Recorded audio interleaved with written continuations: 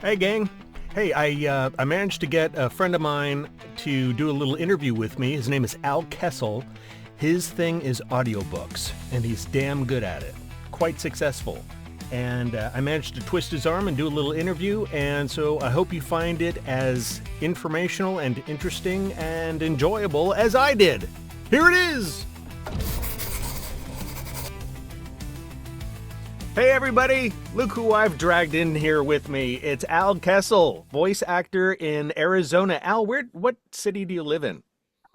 We live in Anthem. It's about 40 miles north of Phoenix. Oh, okay. Now, I imagine, well, all of Arizona is blasting hot, right? Yeah, Yeah. pretty much. How hot is it there now in late March? Uh, Today, I think that the high temperature today is only going to be 76, believe it or not. But last week we were flirting with 100. I think we hit 98 or 99 one day. Oh, no, it's too early for It that. is. It is. Oh, God, that's awful. I mean, I'm in the Pacific Northwest, and today we're looking at low 50s. You know what? I hate you. Well, yeah, I understand that, but at the same time, like a week ago or so, we had a couple days that we broke 70 degrees, two Oh days in a my. row. I was like, I wore shorts. It was like, oh my God, where are my sunglasses? But Yeah. it was, yeah, it was beautiful. But now, yeah, we've got about another month of this, and then we'll break free. Well, yeah, well, yeah, it could be like that. But anyway, thanks for joining me, Al. Oh, my pleasure. Yeah, now the reason why I wanted to talk to you is because you do something that I don't have the fortitude to do, and and that is a lot of your work is audiobooks. I think that's what you're probably best known for. Mhm. You've got a ton of credits. How many books do you think you've recorded at this point? Um, Published 227, but I've got another five or 10 that are waiting to be, released. So yeah, we're Wow, looking at about 240, 245. man. Okay, so okay, did you have another career before getting into voice acting? And if so, what was it? And how did you make the switch? How did you get into voice acting and narration? Yeah, actually, yeah, I worked for a university. It's no longer in business, but it was part of the University of Phoenix group, all those people. Oh yeah. And I was the Veterans Affairs coordinator, administrator. I set up VA benefits Oh for wow. our vets, and I was the liaison for our active duty students who were using tuition assistance. Wow. Yeah, and then in 2013, we were absorbed by another company, and me and 19 other people were downsized. Ugh. And here I am, mid 40s, thinking, what the heck am I going to do? Yeah. But at the time, my wife and I were doing a Disneyland podcast, Oh cool. and it was very, it was fun. It was pretty popular. 100,000 downloads every episode. Man. Um, and Let me just interject that your wife does a lot of travel arranging for people wanting to go to Disney parks. she absolutely does, Yeah. and she loves it. I mean, she she looks at every vacation like it's her own. So yeah, she does very well with that. She's a really great. So if anybody's looking for a travel planner, Yeah, and as you know, matter of fact, I'll put a link to her in the description. But just to finish up this thought, as you know, my wife and I had Joyce help us with our last trip to Disneyland, and she was fantastic. uh, So, and anyway, so yeah, highly recommended. But anyway, back to your podcast. yeah, and we interviewed a former cast member Oh, on one cool. episode. He had just written a book, and a memoir about his experiences in the late '70s, early '80s. Wow. And after the interview, after the podcast, he asked me, "Have you ever narrated audiobooks before?" And I was like, "Nah." I've Really? listened to a lot, but I've never narrated. Oh, And he hired me on the spot to do that audiobook. And really? yeah, and I started narrating it, and then I lost my full-time job. And as I'm panicking, trying to figure out, how I'm gonna support our Disney habit, um, my wife said, "You should do your voiceover stuff. Start your company." And for a number of years, she took the full burden of supporting us while I struggled to get things up and running. Wow. So, And that's how it started. so the podcasting was just for fun, kind of in support of, oh, hey, there's my booth director. There's Al. Hey, buddy. So, so she, Took a look at so me and turned around, said, yeah, "No." it's like, ah, but, what was I going to say? Oh, so the podcast was more in support of what she was doing. Did you have voiceover aspirations at that point, Oh, or I had did. that you did? Okay. Yeah, I mean, I never did anything about it. I was one of those closet VO guys, mimicking everything I saw on TV, mimicking everything I heard on the radio, but I never did anything with it because, Yeah. I thought, well, I've got a comfortable full-time job, I'm Yeah. being paid.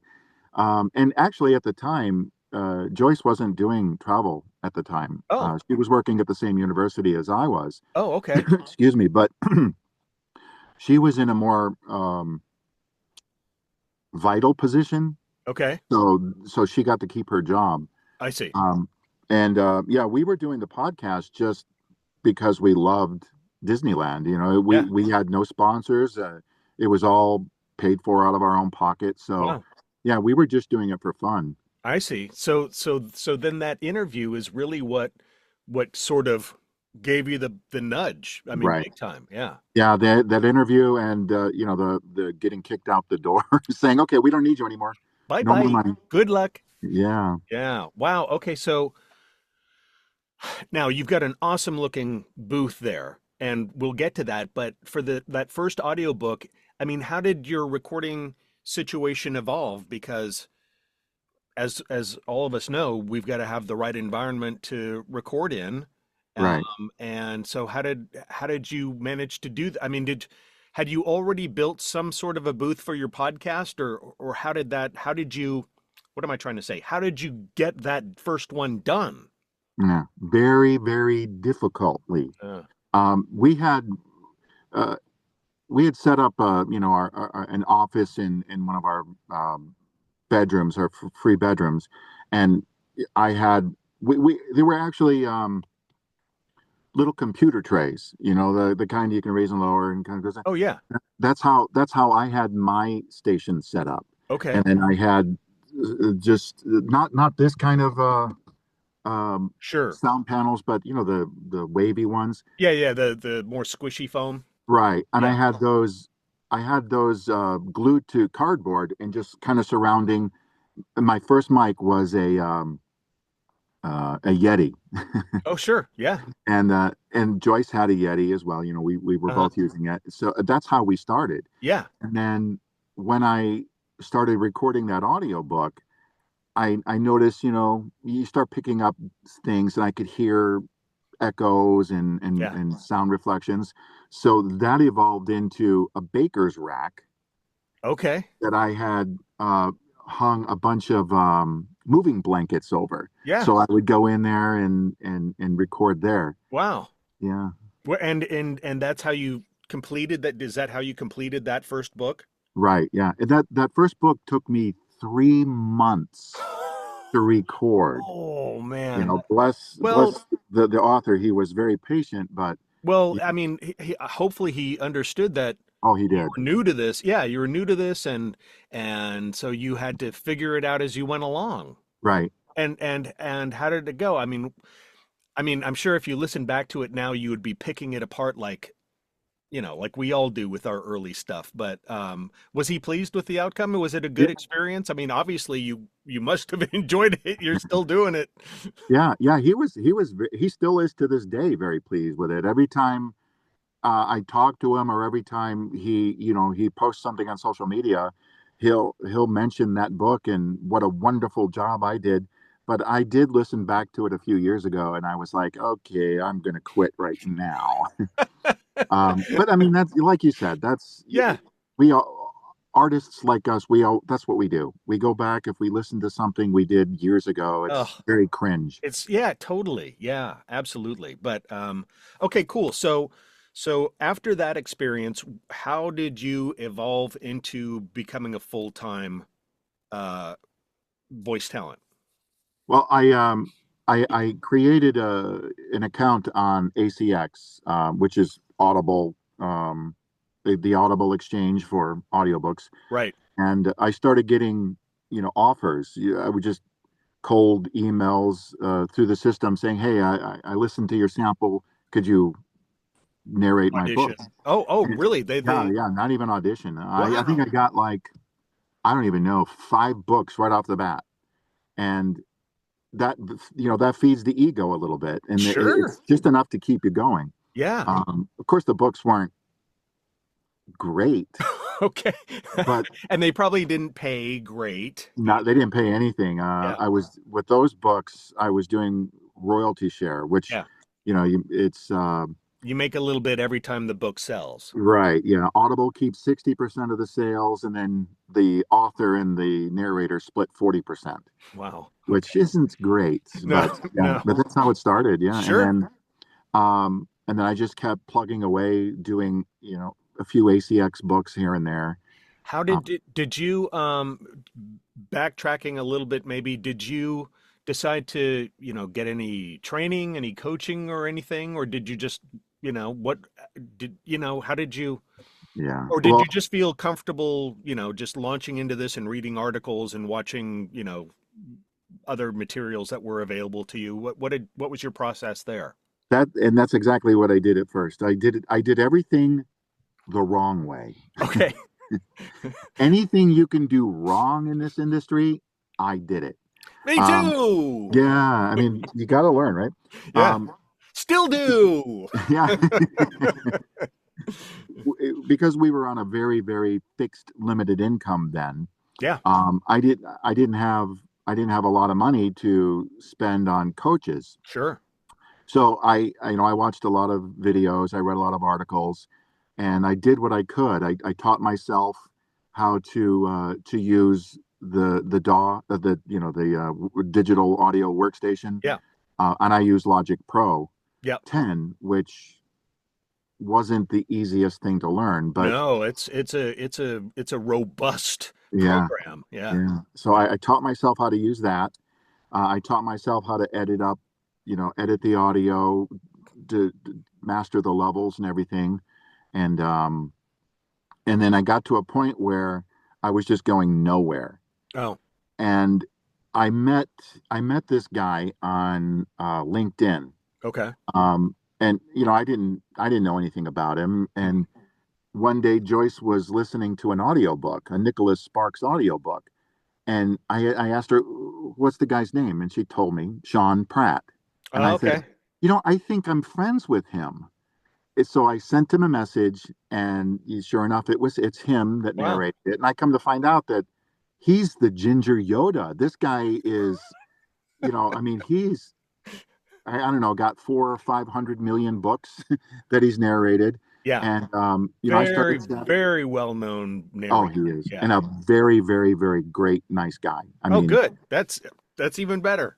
yeah. And I started chatting with him, and I told him what my situation was. And he said that he could coach me, and we would work out payment deals later. Oh, wow. And Very generous. yeah, it was very, very generous. Yeah. And he taught me quite a bit. Really. And In I, performance and other, business or, booth setup and or was it well, pretty much not all? necessarily booth setup or anything, but Okay. he taught me about narration, about acting, Hmm. about the business side of the audiobook industry. And the stuff that he taught me was some of the most valuable stuff I've learned to date. Wow, And that's I've been great. doing this since 2013. So yeah, I mean, I highly, highly recommend it. He offers coaching, and He does seminars and webinars, and if you Cool. get a chance, this is the guy that you want to go see. Sean Pratt. I'll find a link for him and I'll put it down in the description too. Yeah, yeah. I mean, I can't say enough about Sean, because if it wasn't for Sean, I would have floundered and I'd probably be, selling shoes. That's the thing about coaching. Yeah, it costs money, but it gives you a shortcut. Yeah. Not an easy way, but it just, Yeah, a it plugs focus. you in the right way. Yeah, and so you can just, skip a lot of the garbage that just keep you floundering without a real direction. So, Right. okay, cool. That's Yeah. awesome. And like I said, if it wasn't for him, just things I would have gone the wrong direction. Yeah. He straightened me up. Um, and at the time he told me you need to get away from ACX Mm, and you need to work towards getting work from publishers, big publishers. I see, directly from the publishers. Directly from the publisher, yeah. And Oh, that's okay. what I did. From that moment on, I set my sights on getting hooked up with publishers. And you're one of the you've got a collection of them that you do work for at Hmm. this point. Yeah. I do, yeah. Okay, that's so once you do that, did you follow through with the books that you did get Hmm. offers from on ACX and you wrapped those up and then said, okay, that's enough of that?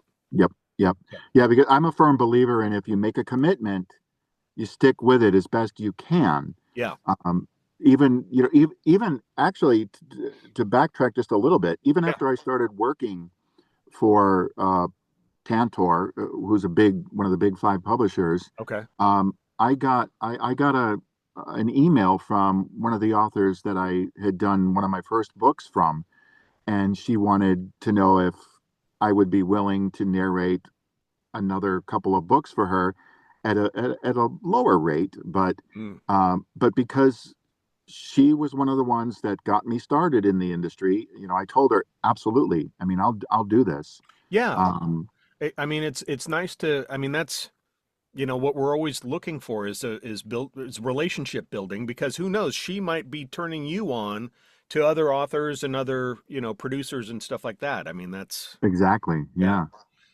Yeah. Well, Yeah. that So that makes sense. I believe in treating people the way I would like them to treat me. Doesn't always work out that way, but Right. you know, Sure. Sure. No, that's understandable.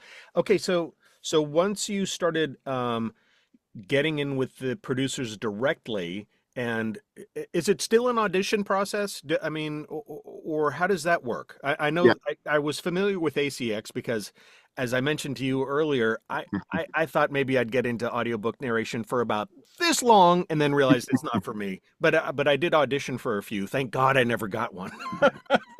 But so is the process similar? Do you find titles that look good to you and you audition for them, or how does it work? No, uh for the most part now I'm offered books, that because they've worked with me long enough. They know what my strengths are. They Mm, know, the genres that I fit with better. yeah, So typically I'll get an email from one of the casting directors and they'll say, "We've got this book. Are you interested in it?" I said, "If it pays, yes." yeah, yeah. And Uh, I'm sorry, go ahead. and occasionally,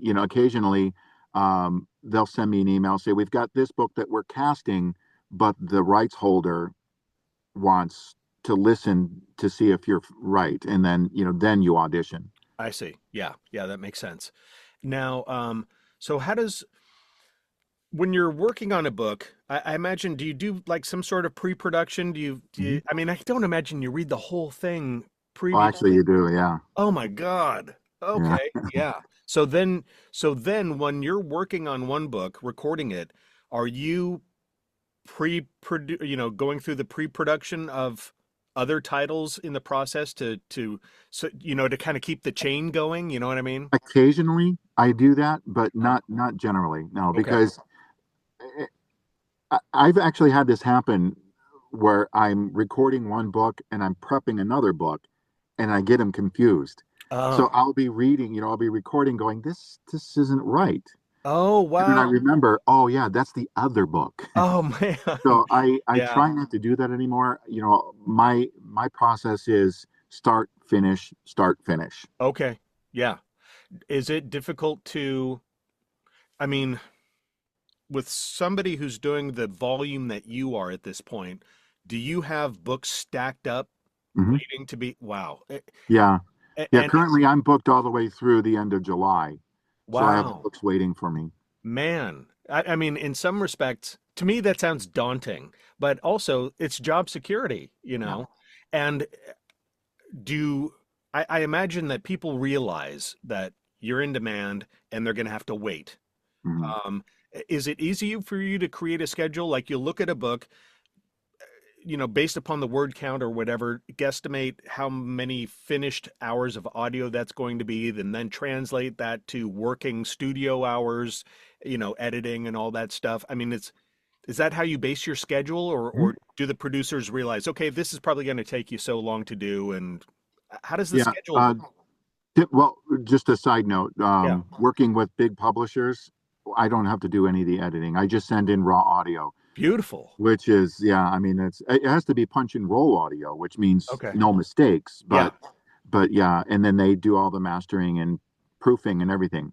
But yeah, That's typically, awesome. I was that eliminates one of my other questions, and that was, do you hire outside editors so that you can stay on mic? But if that's the case, great. I do. I mean, occasionally I still do ACX books, or Okay.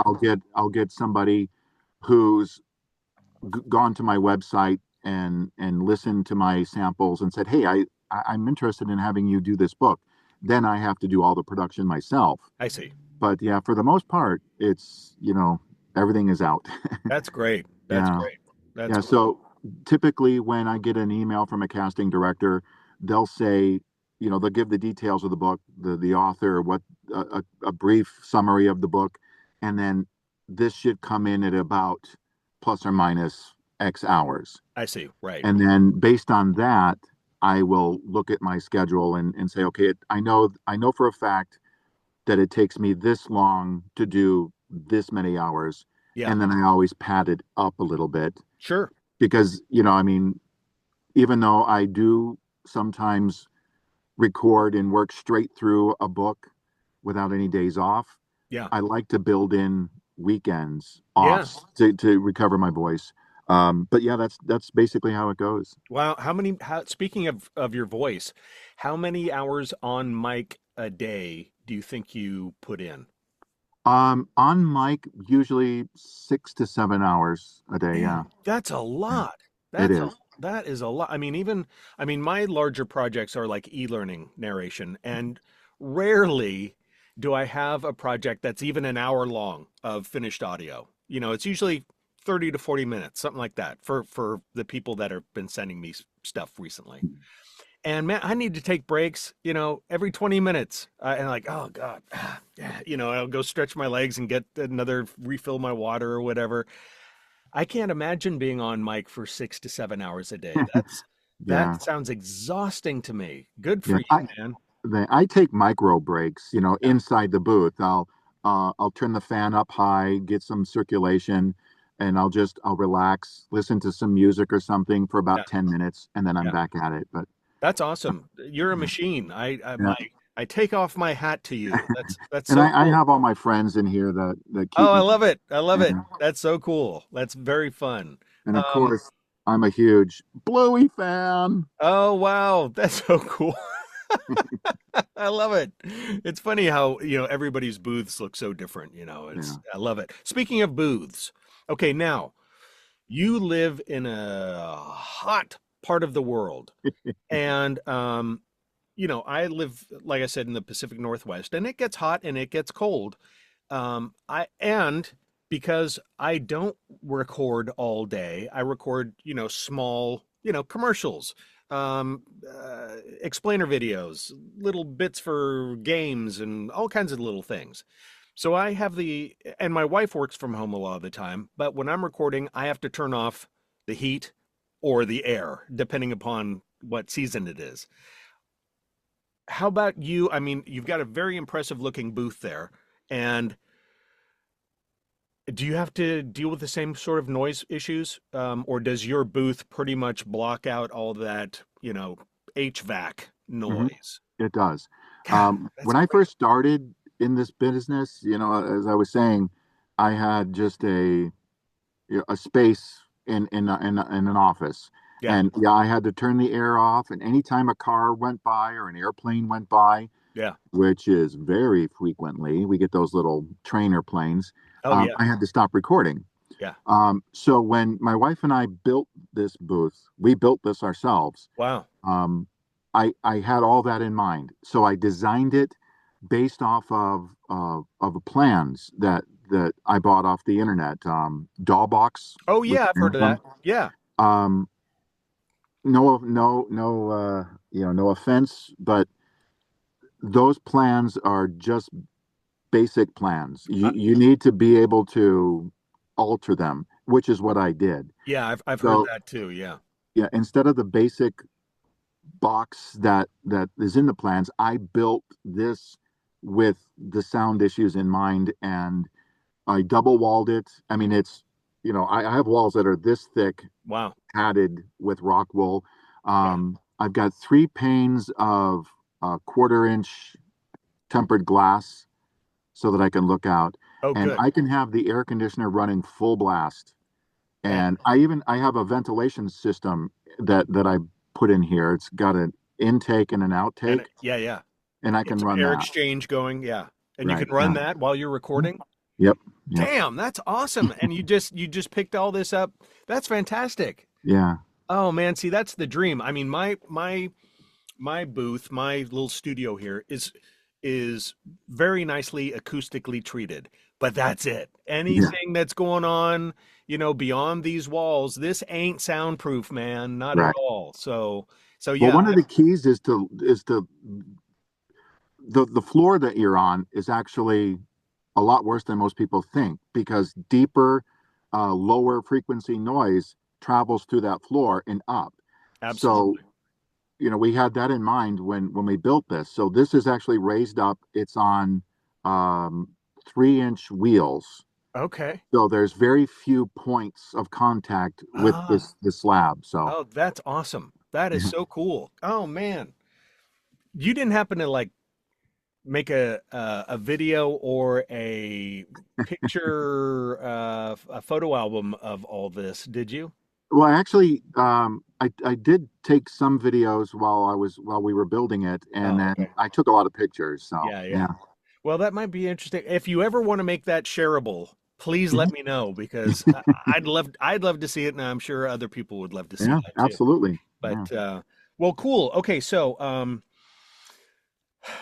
what is do you see? Oh, first of all, before I go any farther with that, do you do any other kind of voice work?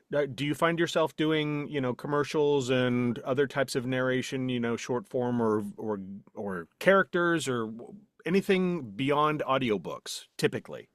No, I mean, I want to. I've tried, Hmm. but I never really got the traction going. And then the audiobook side picked up, and it just took away from. I mean, and I actually got coaching from um, Fred Fries Yeah, was yeah he Paul very Frees's son. who's Is that Paul Frees's son? yeah, absolutely. Paul Yeah, Frees, one of my voiceover heroes for mine sure. too. Yeah, Mine too. Yeah, and I met him on Facebook years ago, and he offered to coach me, and wow, I hired him, and I learned quite a bit from him as well. that's cool. But I never got traction, and then my attention span is, this is paying, this is struggling. I need to go with the paying.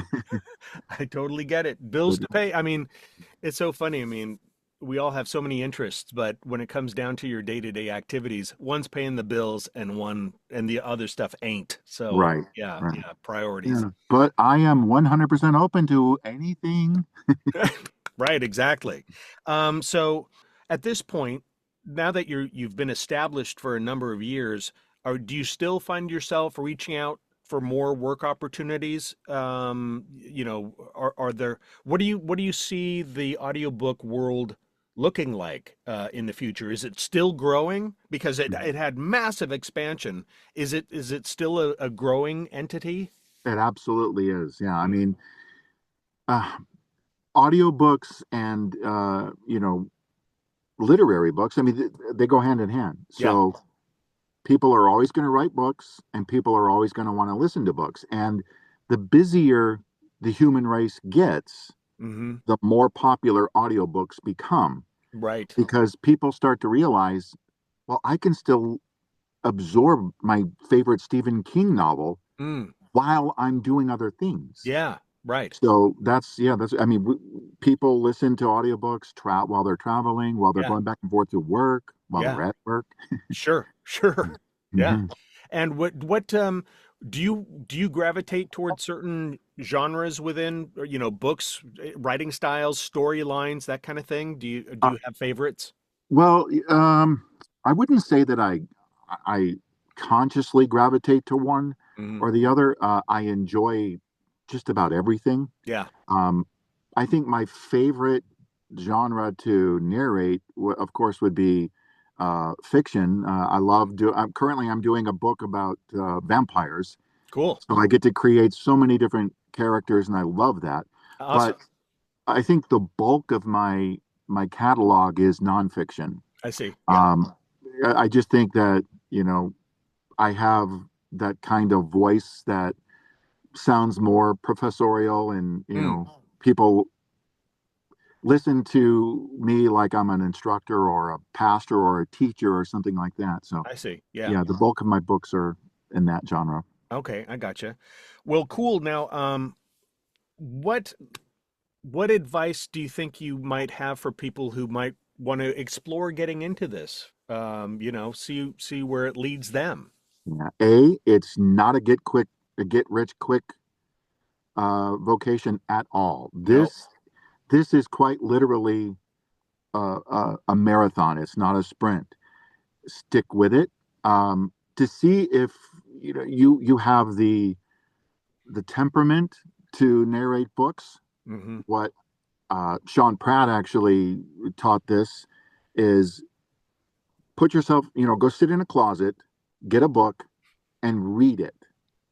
Record yourself on your iPhone or Yeah. whatever. Read it aloud. Read it aloud. Yeah. Yeah. And anytime you make mistakes, back up and and redo it. Stop and start again. Yeah. Right. Yeah, because you want to make sure that what you're reading and what you're recording is pretty much flawless. Yeah. Do that for 1 hour. And after that hour you come out and you still go, this is for me, Yeah. go see a doctor, get your head checked, and then go for it. But yeah, Cool. Yeah. That's a great suggestion. That's a great suggestion. yeah, and then Uh, absolutely get coaching. I mean, I know it's expensive, but what you're getting is invaluable. yeah. Yeah. Right. And you're learning something not only about the business and the what it's really like from somebody who's been in the trenches doing it, but you learn so much about yourself Absolutely. and opportunities within yourself. Mhm. Yeah. Yeah, and don't just concentrate on one kind of coaching. I mean, it's important to get uh, business coaching. It's important to get Mhm. any kind of coaching that has anything to do with acting, Yeah. because even though you're narrating a nonfiction book about, you know, how to make bread, you Hmm. still have to present it in a way that is interesting Yeah. And believable. and believable. Yeah. So Yeah. it's all about acting. Right. Right. Great. Great ideas. Great advice. Now, where can people find you if they want to look you up and hear samples of you and that kind of stuff? What socials or website would you like to let people know about? My website is very simple. It's alkessel.com. Um, that houses all of my current samples. I have audiobook samples there. There's a link to all my Audible audiobooks. I have my commercial voiceover demos there, Hmm. and some, bunch of other things on there. Cool. All Um, that'll be down in the description too, all those links. Groovy. And Awesome. yeah, and I'm on social media. I'm on TikTok, Okay. um, Al Kessel. It's pretty boring. All my social medias is, Al Kessel. I'm on Facebook, and Instagram. So Okay. not Twitter. Okay. No, that's all right. That's all right. Or X. X, But, yeah. right, right. All right, cool. Well, Al, thanks for spending time with us today. I say us as if there's anybody else in the room here, but thanks for answering these questions. A lot of stuff that I never knew. I always knew that you guys did something that I am not built for, and but great information, and I know that it's going to be interesting to a lot of people. Well, So, I hope so. Yeah. yeah, no, Yeah, absolutely. I mean, and I'm available to to answer any questions that I can. I mean, if Cool. I don't know the answer, I'll let you know. All right. Yeah, that's great. And do you have an email link through your website or something I like that? do. Yeah, Okay. and my All right. email is the same. It's just al@alkessel.com. Perfect. Perfect.